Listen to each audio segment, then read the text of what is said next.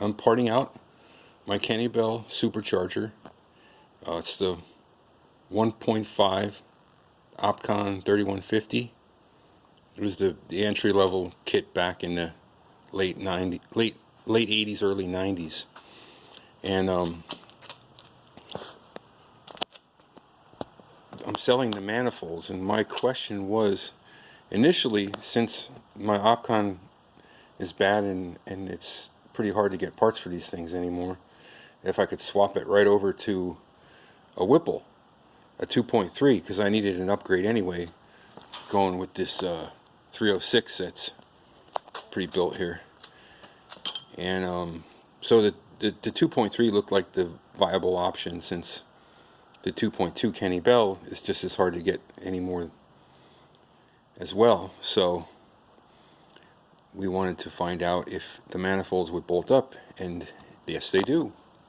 I even use the same bolts, bolted right up to the back.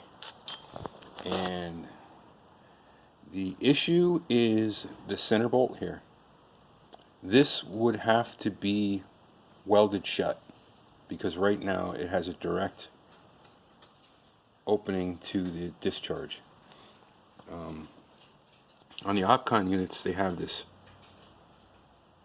separate rib that runs across, so you have your two middle bolts here. Well, on the Whipple, it's all open, so that's why that bolt hole is not there. So yeah, I mean, it bolts right up, but there's a hole there, so you have to weld that shut. And it's not a big deal. You just welding aluminum in there and finishing it off. The reason why I'm not going to use this is because the issue, at least fitting it to a Fox body Mustang, is the drive. I mean, everything lines up, but you can see here the drive is extended on the Whipple. So the snout used on the Kenne Bell is going to be sitting too far out, and it's roughly about an inch. It's kind of hard to tell pictures and videos, but it's about maybe not quite an inch. But yeah, if you try to, the drive system's different. Yeah, it doesn't have this in here. I'm not taking this apart because I don't have, my plans are different anyway. I mean, I'm moving the whole thing up. I'm going to a direct drive on this, and it's going to sit right where the belt system is to alleviate the whole length of the snout issue. But for anybody who's building their own custom setup and has, with using a Whipple, first generation, here you go. It bolts up. I don't know about the second generation or third. I mean, that's more research that you have to do. See if they have the same bolt pattern or not. If they do, then you're golden. If not, then generation 1 is going to be the way to go with these manifolds.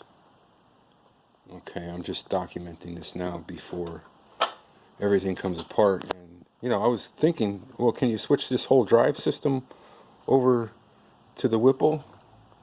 And I don't know. I couldn't find any information on it online, and I'm reluctant to take this apart to find out. Because I'm not a 2.3. I don't think I'm going to bolt up in the same place anyway, because we were struggling a little bit with 8 psi as far as detonation and all. So I'm going with an intercooled setup.